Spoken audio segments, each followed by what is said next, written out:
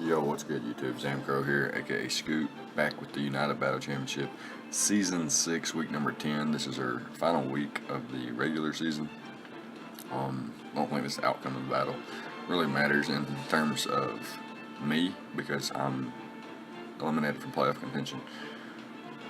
But my opponent, he is one of the front runners for playoffs, I believe.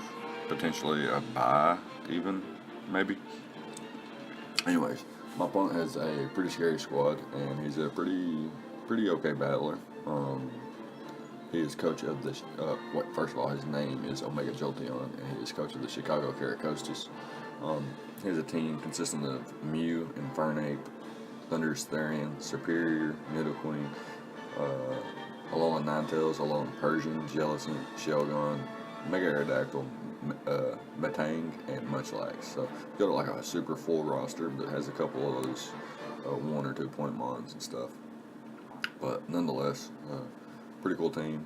Z-move user being Thundurus Therian, and I think he is 7-2 with plus 16 or 17 differential right now. So pretty solid team so far, and he's got a really good draft to like give reason to his record and whatnot. And he's played well and prepped well. So we are obviously coach of the Blackmont Raikougars as always. We have Manaphy, Zardex, Fortress, Decidueye, Togekiss, Necrozma, Scolipede, Licky, Hitmonlee, and Stunfisk, where we can check most of his offense really pretty well, to be honest. I don't build a team that checks everything he has, but I like when you compare the drafts, like you can look at my team and see that I have answers to things that he could potentially bring, such as things like Fortress. Fortress checking like a Superior. Got the Manaphy to check something like Infernape, and potentially 1v1 things like Jellicent.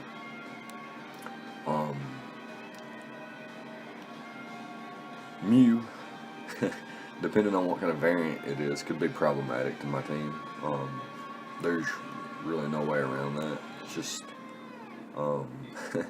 like there's some things on my team that Mew could potentially sub up on and keep it sub, especially if it's EV'd correctly. Then he's got things like Alolan Ninetales and Alolan Persian, which aren't really doing that much to things like Fortress and Togekiss and Necrozma, Scolipede, etc. So I think I'm not saying the matchup's in my favor or in his favor, but it's a pretty solid match, I guess, like matchup, I should say. And the battle is a little bit anticlimactic. Spoiler alert, but yeah, the battle's a little anticlimactic, but doesn't take away from the prep that we both put in. So let's talk about that. I'm going to be skipping out on Manaphy this week and bringing a Dragonance and Charizard X, because my opponent actually doesn't have anything to solidly check this. His only real check being something like Alolan Persian, a defensive Alolan Persian with foul play, or potentially like a Scarf Alolan Persian with foul play, so that he could always come in and outpace me anyway and get off a really powerful foul play. So I have to keep that in mind the entire match, and make sure that I've scouted what item it could potentially be, and if I have suspicions of Choice Scarf, or suspicions that he's bulky enough to live a +1 attack, then I'm not going to stay in and attack. I would rather switch out and see what happens from there. So we do have the dual stab. It's all I needed. Hits everything on his team. His Dragon Resist don't appreciate Flare Blitz, and his Fire Resist don't appreciate Dragon Claw. And then you got Roost there for longevity. Got 24 EVs in speed, which sets me at 242 speed, meaning I can outpace no speed base 100s, such as Mew, like a defensive Mew or something like that. It also outpaces like other mons that don't have speed investment. But the most important thing is, after a Dragon Dance, I set at enough speed to outpace base 115s, meaning, if you remember, I said my opponent has an Alolan Persian. So I want to be able to outpace that after Dragon Dance. Potentially Mega Aerodactyl too, but I didn't want to sacrifice bulk for that, and I don't expect him to be max speed. Like, if you look at my team, he can outpace Scolipede and run Adamant Nature Mega Aerodactyl. And yeah, I think base, I forgot what base Scolipede is, but 155 is its top speed if you max it out with max speed EVs and a timid or jolly nature. So Scolipede is pretty fast, and it's my fastest mon, so I expect his Mega Aerodactyl and the rest of his team to be speed creeping that Pokemon. So that's the reason I have my Charizard at +1, speed creeping those as well as being a few points higher than his own speed creeps, which is pretty solid. Adamant natured Flare Blitzes are really running through his team. Mew, Infernape, Thundurus, Therian, Superior, Nidoqueen, Alolan Ninetales, Jellicent. Jellicent's actually like another solid way. Like, obviously I could run like something like Swords Dance Thunder Punch or Dragon Dance Thunder Punch or Toxic Fire Spin or something like that to get around Jellicent. But I felt like an offensive Dragon Dance Zardex was really, really solid in this match. I bring it a lot. It's one of the easiest brings to actually build. But it really works out in this matchup. Shelgon, Mega Aerodactyl, Matang, and Munchlax, I'm not really appreciating a +1 Adamant Charizard. So yeah, gonna be looking forward to using that, and we'll move on to our next Pokemon, our Drasil, our Fortress with the Aqua Berry. This thing can come in on rocks with 248 HP investment, a careful nature. Well, not careful, but sassy or whatever. 116 EVs in special defense. I can take rocks, take a Leaf Storm from Superior, and then eat my Aqua Berry on the fire type attack to survive and be able to pop him with a very powerful Gyro Ball. If he is really fast Superior, then my Gyro Ball is going to 2-hit KO most likely. If he's no bulk and really fast, 12 EVs in attack gives me a 2-hit KO with Gyro Ball. Earthquake is there for the Infernape, Metang, etc. Not going to be doing too much, but definitely can catch some things on the switch in. Got enough defense investment to take hits from Mega Aerodactyl, as well as like Alolan Persian, excuse me. Metang and Shelgon, not too big of a threat to this Pokemon, but yeah, they could run like in Power Fire as well. So Fortress always has its luck cut out for it, just being 4 times weak to fire. Got spikes there. It really helps things like Charizard and another Pokemon we'll talk about in a minute. Just getting a little chip down, all that extra chip on things like Mew and Jellicent and Alolan Persian can really, really help put Charizard in a really solid position. And then I got the Rapid Spin to obviously get rid of any kind of hazards my opponent would like to bring. Toxic Spikes, Nidoqueen, Stealth Rock, Nate, Mew, Nidoqueen, etc. I think he doesn't get like webs or anything like that. But yeah, this thing can just check a little bit of his offense pretty solidly and make sure that I can win the Hazard War. And that's basically what this thing's for. Next up, we got Misfortune, our Togekiss. We're running a Choice Scarf variant this week with Air Slash, Dazzling Gleam, Fire Blast, and Roost, and the Serene Grace ability. Modest Nature with max special attack because I can afford to.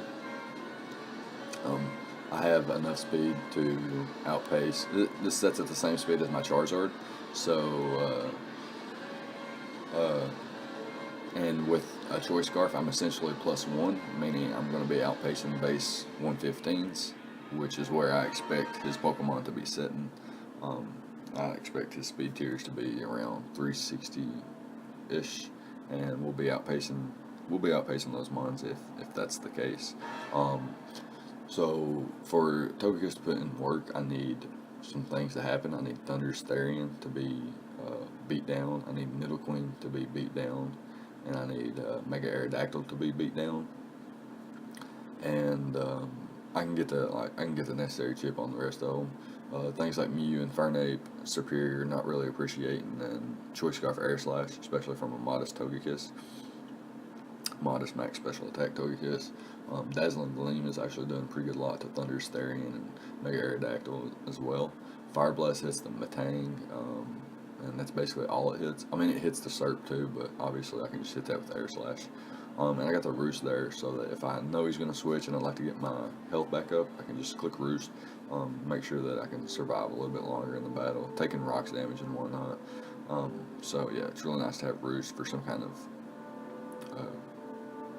passive recovery, I guess you could call it.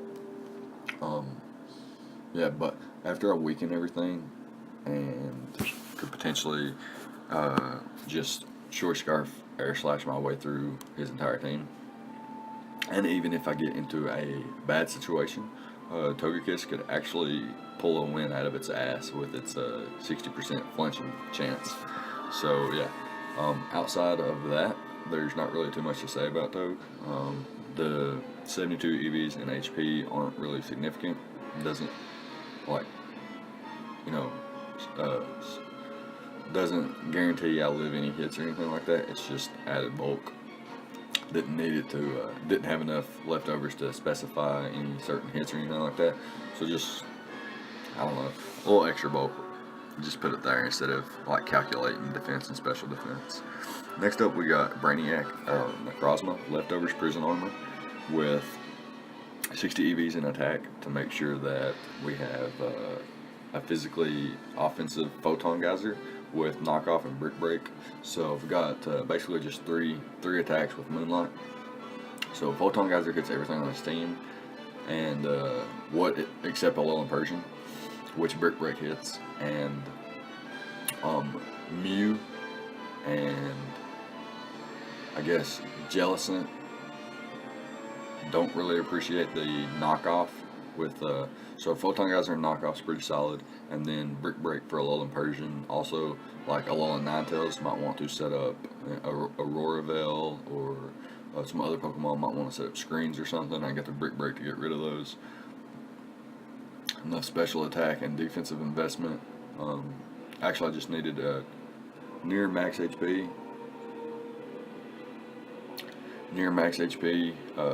Necrozma with a defensive boosting nature. It actually lets me take hits from physically offensive Infernape pretty solidly, and Mega Aerodactyl pretty solidly. And then my 200 special defense EVs along with max HP put me in a pretty solid position to check things like Thundurus, Infernape. Obviously, as long as they're not boosting. If they boost, it's a little bit different. Have to play around it a little bit differently. But yeah, this Pokemon just takes hits, moonlights up, gets rid of items, breaks screens. Nice hits on like things like Infernape and Nidoqueen with the Photon Geyser. So that's the idea here. Could have potentially brought like a subset to beat a Jellicent, or like potentially a Mew, but yeah, that's just going to be it for Necrozma, and we're going to be moving over. Let me make sure real quick. There's not. Okay, I was going to check see if he had like a dark type Pokemon that Prison Armor was actually going to help me avoid an Oko from, or something like that. But his only dark type is Alolan Persian, and it's not like the most offensive Pokemon, and it's not like nothing's going to be Oko in Necrozma really. So next up we're going to be moving on to Licky, our boy Sebi VGC, with leftovers and the Oblivious ability, obviously, so I can't be taunted and whatnot. Protect, Ice Beam, Knockoff, and Wish. So I got the Wish Protect here, so I can Wish Pass into things like Fortress, Necrozma, Stunfisk, and even Togekiss and Zard. But mostly things like Fortress and Necrozma, and Stunfisk, and obviously Licky himself. Max HP gives me the ability to run a mixed defensive set with 112 defense EVs and a defense boosting nature with 52 EVs and special defense. This allows me to take hits from Infernape, that's not close combat. Mew, Thundurus, Serp. Serperior can't 2-hit KO me with Leaf Storm. Alolan Persian can't taunt me. Mega Aerodactyl can't 2-hit KO me with Stone Edge. And Munchlax, Mew, and Metang aren't doing too much. Now Mew, like I said, Mew could be an offensive set, like a setup set, and I don't really have a check for that at all, so just have to play around that. Next up we have Stunfisk, our boy Gypsy here with the leftovers item and the static ability with Stealth Rock, Earth Power, Discharge, and Toxic. So I got the Stealth Rocks here. Had to bring my Stealth Rocks. He does have some Stealth Rock weak Pokemon like Thundurus, and Alolan Ninetales, and I guess Aerodactyl too. Discharge hits basically everything on his team outside of Nidoqueen and Thundurus, where Earth Power hits Nidoqueen and Toxic hits the Thundurus. Toxic is really nice against Mew, Jellicent, potentially Alolan Persian or Alolan Ninetales switching in, and a likely switch in could be like Superior, so catching it with a Toxic would actually be more beneficial than catching it with a Discharge Paralysis. Got enough defensive investment to take hits from Infernape, can't 2-hit KO me. Mega Aerodactyl can't 2-hit KO me.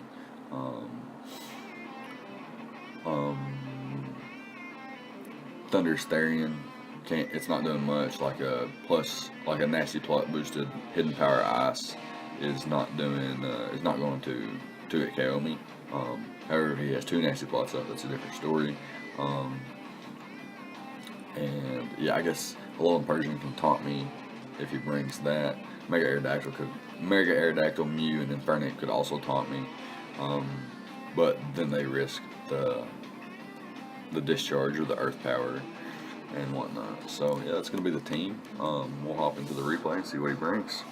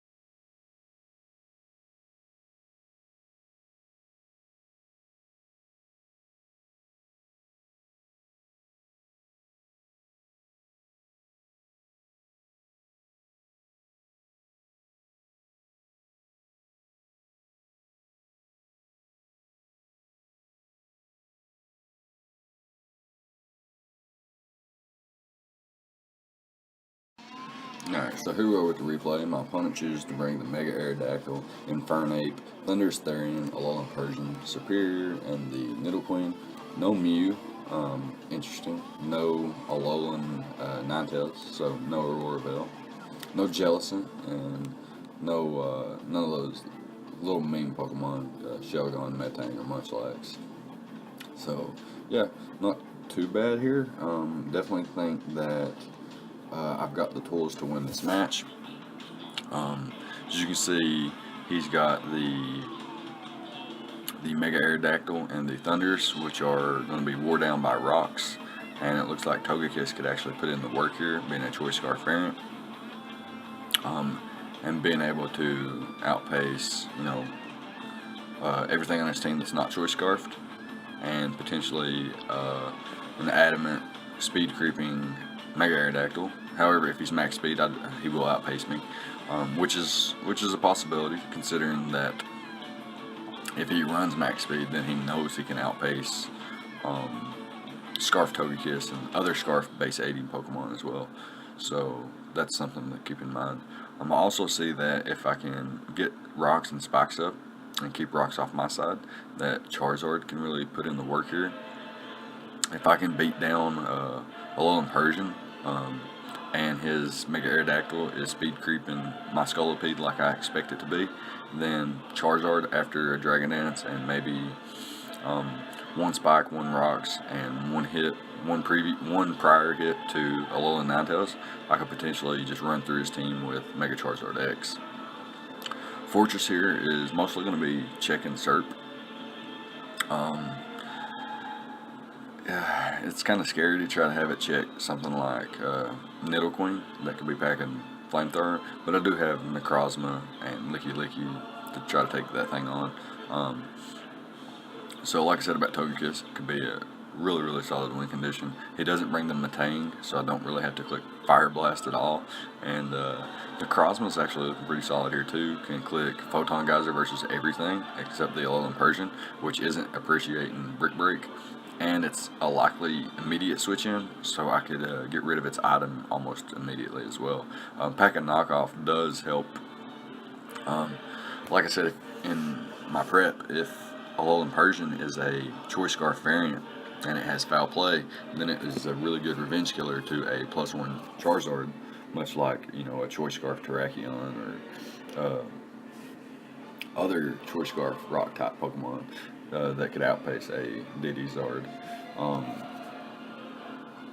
So yeah, packing Knockoff on Necrozma and Alolan Persian being a likely switch into Necrozma could potentially get rid of its item and put myself in a really solid position, which would be actually pretty hype. So Serp is a problem. I do have Fortress though, so hopefully it's not too big of an issue. I do pack the Ice Beam on the Licky as well as the Toxic on the Stunfisk, so it shouldn't be that big of an issue. I see Serp switching in on Stunfisk a lot. Hopefully I can get its item knocked off as well. And packing the Ice Beam on Licky is pretty solid too. So yeah, it's basically the thought process here at Team Preview. He does have 3 potential Stealth Rockers and 3 Pokemon that could use an offensive move to pivot out. Mega Aerodactyl, Infernape, and Nidoqueen being his Stealth Rockers, and Nidoqueen also being having the ability to set up Toxic Spikes is a little bit problematic. And then, like I said, he's got the Infernape, which can U-turn out and gain momentum if it's Choice Scarf variant. I don't really see a Choice Scarf Thundurus Therian coming, since I do have Electric Resist and immunities. And that's all it's check and Stunfisk, so it's more likely to be a Double Dance set or with a Z move, something like that. But he could still be like a Volt Switch or a U-turn set. Choice Scarf Thundurus Therian with U-turn isn't too bad at all. And it can outpace Charizard after a Dragon Dance, but it can't really do much back, so that's a little bit unlikely. And then the Alolan Persian can, I think, U-turn out as well as Parting Shot out. So his leads could range from a wide variety of things. I think Nidoqueen could be a lead, but we'll just hop into the battle here. And I'm going to lead off with Stunfisk, and he leads off with the Alolan Persian. So a couple things are going to happen here. He's either going to click Knockoff, Taunt, or Parting Shot here. So I'm just going to take the time to try to set up my Stealth Rocks, I believe, as he goes for the Parting Shot immediately and gets the Superior in. And I actually clicked Discharge. Predicting him to taunt me, just in case. Because I would have rather had damage off there than a no turn. And if he switched into something hard on my Discharge and it didn't work, such as Thundurus Therian, Nidoqueen, or Serp, I do have switch-ins to those. So that's why I went for the Discharge there instead of getting up my Stealth Rocks on turn 1. That may or may not be my first mistake. But yeah, it's going to switch out here to Togekiss. If he goes for Leaf Storm, it's not going to be doing much. Even though I'm offensive, he is, I resist Leaf Storm. And Serp isn't that strong without a boost to begin with anyway. So he does miss here. However, even if he landed it, I don't think he would be inclined to stay in, as I could potentially be Choice Scarf, and I am Choice Scarf. So yeah, I do expect him to switch out here, and I can just I think I'm actually going to double out into my Stunfisk and get my Stealth Rocks up predicting his Thundurus Therian to come in. So the plan here is to click Stealth Rock, and if he clicks Nasty Plot, I'm still fine. I'm out of range of any hit, and I can click Toxic on the following turn. And here's where this is going to come into play at. Okay, so I'm going to set up my Stealth Rocks, right? And he's going to go for the Nasty Plot. So here I'm clicking Toxic as he goes for another Nasty Plot, and I miss. So keep that in mind. He's at 100% right now when he should be at 94%, right? 94% because you take 6% from the first round of Toxic, 12%, 18%, 24%, and so on. So my opponent should be at 94% here.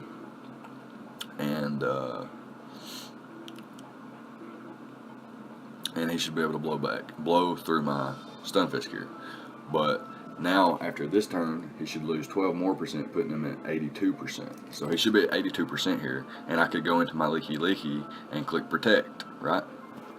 I could click Protect right there, and he would lose 18% from 82%.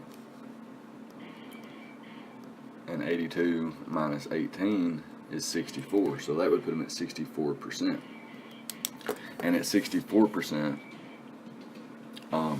I could have actually saved my Leaky Leaky here. I could have clicked Protect and saved my Leaky Leaky. He would have been at 64% after this turn. And then I could sack off my Fortress, which I do not need, to bring in. So after I sack my Fortress off, I would come in and get my Sturdy broken, and he would drop down to 40%. And then he would drop, because he would lose 24% on that turn I click Protect here, and he drops down to 64%. Okay, and he'd be at 64%, and he would click Thunderbolt the following turn as I switch in my Fortress, and he would break my Sturdy. Then he would lose 24%, meaning he would be at 40% HP. Okay, and then Fortress dies the following turn from one. Thunderbolt does the 1% after my Sturdy was broken, and then Thundurus Therian is left. It's going to lose 36%, so it's going to be left at 4%. Meaning my Choice Scarf Togekiss could come in and revenge kill, but he does. I missed the Toxic, and that's going to be the beginning of the end as he clicks the All Out Pummeling on my Stunfisk, the Thunderbolt on my Leaky Leaky, and even though I'm max HP here, the Hidden Power Ice is going to be able to knock out my Charizard, even though it's a neutral hit. And now I'm going to bring in my Fortress here, throw off a Gyro Ball, get some nice 28% off. So yeah, I could have even instead of going into Leaky Leaky, I could have clicked and click and Protect. I could have went straight into Fortress and clicked Gyro Ball and got that same 20% off from the Protect that I would have got. I would have got the same damage off, actually more damage off with a Gyro Ball, and then the Toxic damage on top of that, and the following turn when he knocks me out finally after my Sturdy was broken. So yeah, he would have definitely been in range, and I would have only had to lose Stunfisk. I would have only had to lose 2 Pokemon, Stunfisk and Fortress, and I would have had Zard and Leaky Leaky still. And then I would have been able to, he would have been in range of Togekiss's, anyone hit from Togekiss. And yeah, I could have just brought Togekiss in. I would have had Necrozma, Leaky Leaky, and Zard. So Necrozma and Leaky Leaky still dealing with, things like Infernape, Serp, and Nidoqueen. Thundurus would be gone. And Necrozma also deals with Mega Aerodactyl. And then, I think I would have been in a position to Dragon Dance up with Charizard and just check and see if Alolan Persian could check me. And after all that being, happening and stuff, I do think Togekiss would have cleaned this matchup for me. But what's the word? Alas, ALAS, alas. It is Pokemon, and I haven't. I've had a really, really rough season. If you've watched the entire season, game 1, Mega Gyarados flinched my defensive Togekiss and then flinched my Charizard and made sure that, it could get to 2-hit KO on both. Actually, it was a 3-hit KO on Togekiss because he flinched me twice. Week 3, I got 6-0'd by a Thunder Wave, Iron Head, Cobalion. I forgot exactly what happened in week 4. Week 5, I got blew away by a Continental Crush. I don't think there was too much hacks later on in the match. In the season. I do remember a little bit here and there, but nothing too crazy. I know a couple matches, I was paranoid of certain sets, and it put me in a position to lose. And I think I could have beaten CJ had I not overthought about a Choice Scarf Swallow. And I think I could have beaten Hollow if I had I prepped better for the Cresselia. Had I brought my original Charizard set, I think I could have won that match. Obviously, I think I could have won this match. I got 6-0'd, but it was 13 turns, and it was really unfortunate. Who else do I think I could have beaten?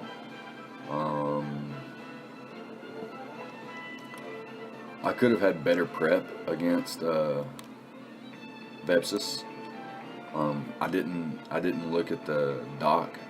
I think for the first 5 weeks or something, I was looking at the old doc and that was prepping for some of the wrong teams.